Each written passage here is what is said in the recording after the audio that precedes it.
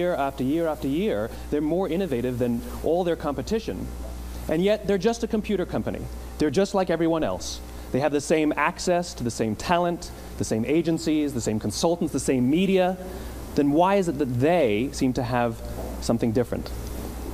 Why is it that Martin Luther King led the civil rights movement?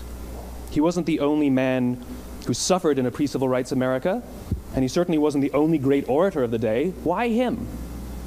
And why is it that the Wright brothers were able to figure out controlled powered manned flight when there were certainly other teams who were better qualified, better funded, and they didn't achieve powered manned flight, and the Wright brothers beat them to it? There's something else at play here. About 3.5 years ago, I made a discovery, and this discovery profoundly changed my view on how I thought the world worked, and it even profoundly changed the way in which I operate in it. As it turns out, there's a pattern. As it turns out, all the great and inspiring leaders and organizations in the world, whether it's Apple or Martin Luther King or the Wright brothers, they all think, act, and communicate the exact same way, and it's the complete opposite to everyone else. All I did was codify it. And it's probably the world's simplest idea. I call it the golden circle.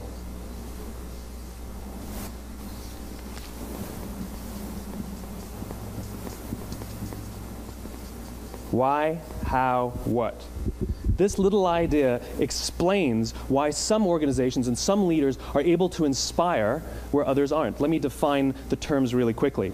Every single person, every single organization on the planet knows what they do, 100%. Some know how they do it, whether you call it your differentiating value proposition or your proprietary process or your USP. But very, very few people or organizations know why they do what they do. And by why, I don't mean to make a profit. That's a result. It's always a result. By why, I mean what's your purpose? What's your cause? What's your belief? Why does your organization exist?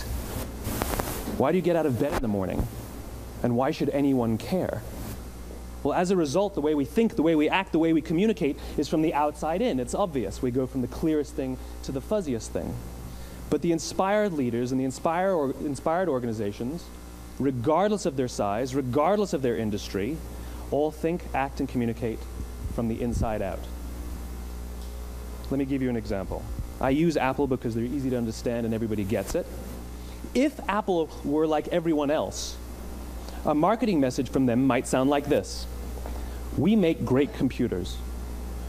They're beautifully designed, simple to use, and user-friendly. Want to buy one? Meh.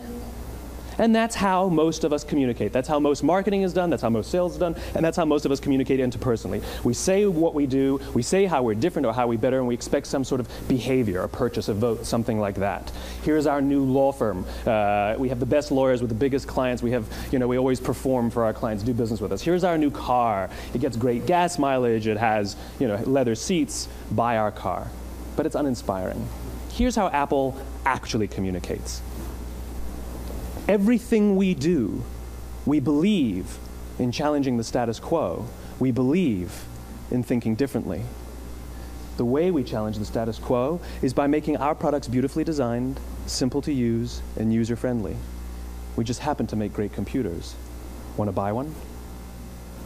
Totally different, right? You're ready to buy a computer from me. All I did was reverse the order of the information. What it proves to us is that people don't buy what you do, people buy why you do it. People don't buy what you do, they buy why you do it. This explains why every single person in this room is perfectly comfortable buying a computer from Apple. But we're also perfectly comfortable buying an MP3 player from Apple, or a phone from Apple, or a DVR from Apple. But as I said before, Apple's just a computer company. There's nothing that distinguishes them structurally from any of their competitors. Their competitors are all equally qualified to make all of these products. In fact, they tried. A few years ago, Gateway came out with flat-screen TVs. They're eminently qualified to make flat-screen TVs. They've been making flat-screen monitors for years. Nobody bought one. And Dell came out with MP3 players and PDAs. And they make great quality products, and they can make perfectly well-designed products, and nobody bought one. In fact, talking about it now, we can't even imagine buying an MP3 player from Dell. Why would you buy an MP3 player from a computer company? But we do it every day. People don't buy what you do, they buy why you do it. The goal is not to do business with everybody who needs what you have. The goal is to do business with people who believe what you believe. Here's the best part. None of what I'm telling you is my opinion. It's all grounded in the tenets of biology, not psychology, biology. If you look at a cross-section of the human brain, looking from the top down, what you see is the human brain is actually broken into 3 major components that correlate perfectly with the golden circle. Our newest brain, our Homo sapien brain, our neocortex, corresponds with the what level. The neocortex is responsible for all of our rational and analytical thought and language. The middle 2 sections make up our limbic brains, and our limbic brains are responsible for all of our feelings, like trust and loyalty. It's also responsible for all human behavior, all decision-making, and it has no capacity for language. In other words, when we communicate from the outside in, yes, people can understand vast amounts of complicated information like features and benefits and facts and figures. It just doesn't drive behavior. When we communicate from the inside out, we're talking directly to the part of the brain that controls behavior, and then we allow people to rationalize it with the tangible things we say and do. This is where gut decisions come from. You know, sometimes you can give somebody all the facts and your figures, and they say, I know what all the facts and details say, but it just doesn't feel right. Why would we use that verb? It doesn't feel right. Because the part of the brain that controls decision-making doesn't control language. And the best we can muster up is, I don't know, it just doesn't feel right. Or sometimes you say you're leading with your heart or you're leading with your soul. Well, I hate to break it to you, those aren't other body parts controlling your behavior. It's all happening here in your limbic brain, the part of the brain that controls decision-making and not language.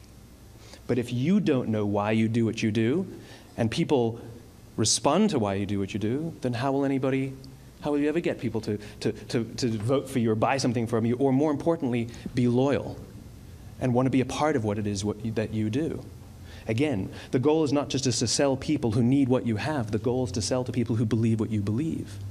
The goal is not just to hire people who need a job. It's to hire people who believe what you believe. I always say that, you know, there's, if you hire people just because they can do a job, they'll work for your money. But if you hire people who believe what you believe, they work for you with blood and sweat and tears. And nowhere else is there a better example of this than with the Wright brothers. Most people don't know about Samuel Pierpont Langley. And back in the early 20th century, the pursuit of powered man flight was like the dot-com of the day. Everybody was trying it. And Samuel Pierpont Langley had what we assume to be the recipe for success. I mean, even now, you ask people, why did your product or why did your company fail? And people always give you the same permutation of the same 3 things. Undercapitalized, the wrong people, bad market conditions. It's always the same 3 things. So let's explore that. Samuel Pierpont Langley was given $50,000 by the War Department to figure out this flying machine. Money was no problem. He held a seat at Harvard and worked at the Smithsonian and was extremely well connected. He knew all the big minds of the day.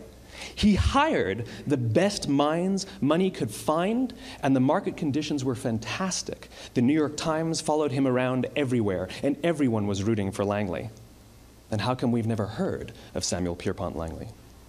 A few hundred miles away in Dayton, Ohio, Orville and Wilbur Wright. They had none of what we consider to be the recipe for success. They had no money. They paid for their dream with the proceeds from their bicycle shop. Not a single person on the Wright brothers' team had a college education, not even Orville or Wilbur. And the New York Times followed them around nowhere. The difference was Orville and Wilbur were driven by a cause, by a purpose, by a belief. They believed that if they could figure out this flying machine, it'll change the course of the world. Samuel Pierpont Langley was different. He wanted to be rich, and he wanted to be famous. He was in pursuit of the result. He was in pursuit of the riches. And lo and behold, look what happened. The people who believed in the Wright brothers' dream worked with them with blood and sweat and tears. The others just worked for the paycheck. And they tell stories of how every time the Wright brothers went out, they would have to take 5 sets of parts because that's how many times they would crash before they came in for supper. And eventually, on December 17th, 1903, the Wright brothers took flight. and no one was there to even experience it. We found out about it a few days later. And further proof that Langley was motivated by the wrong thing, the day the Wright brothers took flight, he quit. He could have said, "That's an amazing discovery, guys. Now we'll improve upon your technology." But he didn't. He wasn't first. He didn't get rich. He didn't get famous. So he quit.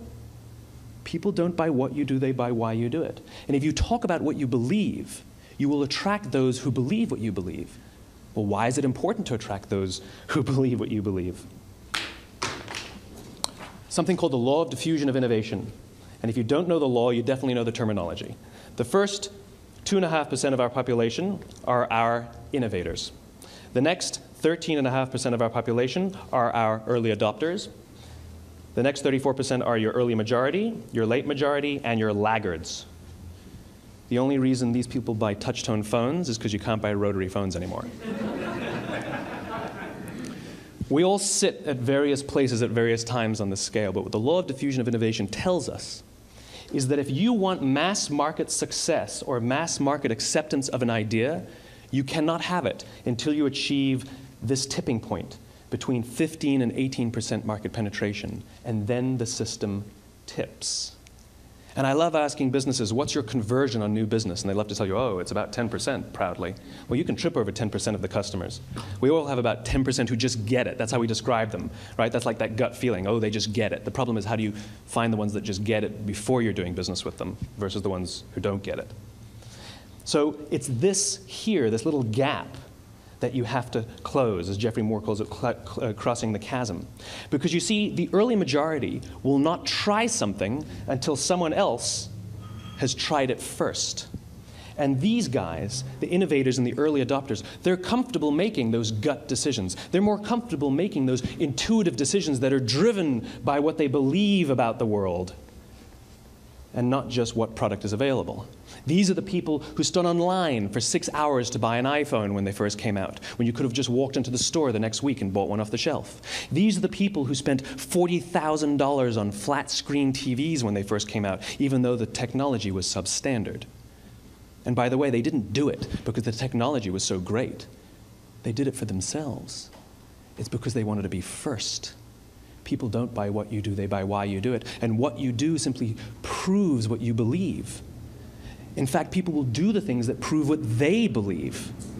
The reason that person bought the iPhone in the first 6 hours, or stood in line for 6 hours, was because of what they believed about the world and how they wanted everybody to see them. They were first. People don't buy what you do, they buy why you do it. So let me give you a famous example, a famous failure and a famous success of the law of diffusion of innovation. First, the famous failure. It's a commercial example. As we said before a second ago, the recipe for success is money and the right people and the right marketing conditions, right? You should have success then. Look at TiVo. From the time TiVo came out about 8 or 9 years ago to this current day, they are the single highest quality product on the market. Hands down, there is no dispute. They were extremely well funded. Market conditions were fantastic. I mean, we use TiVo as a verb. I TiVo stuff on my piece of junk Time Warner DVR all the time.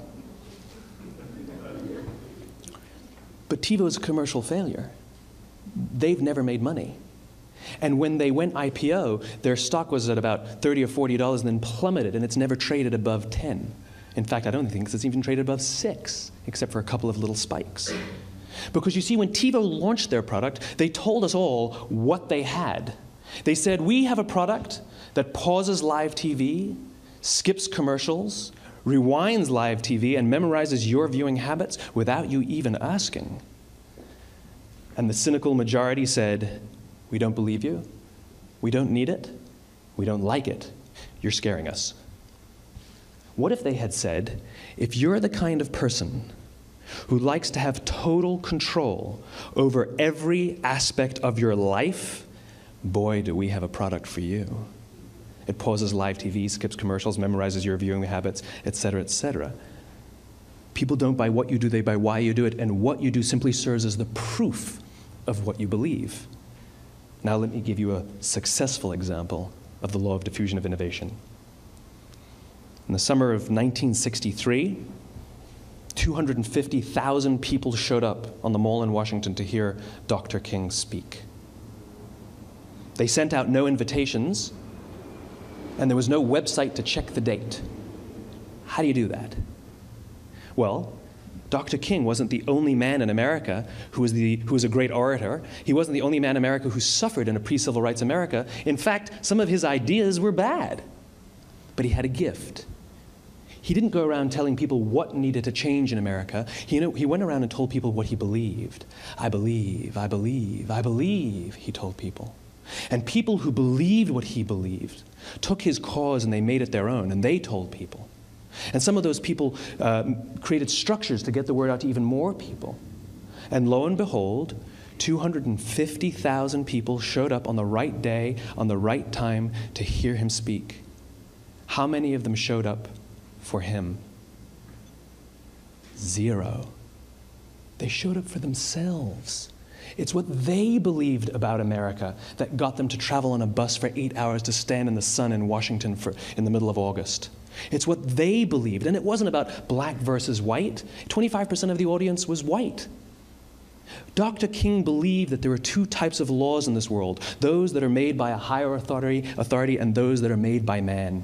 And not until all the laws that are made by man are consistent with the laws that are made by the higher authority will we live in a just world. It just so happens that the civil rights movement was the perfect thing to help him bring his cause to life.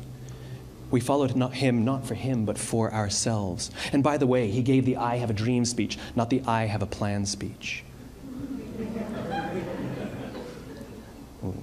Listen to politicians now with their comprehensive 12-point plans. They're not inspiring anybody. Because there are leaders and there are those who lead. Leaders hold a position of power or authority, but those who lead inspire us. Whether they're individuals or organizations, we follow those who lead, not because we have to, but because we want to. We follow those who lead, not for them, but for ourselves. And it's those who start with why that have the ability to inspire those around them or find others who inspire them. Thank you very much.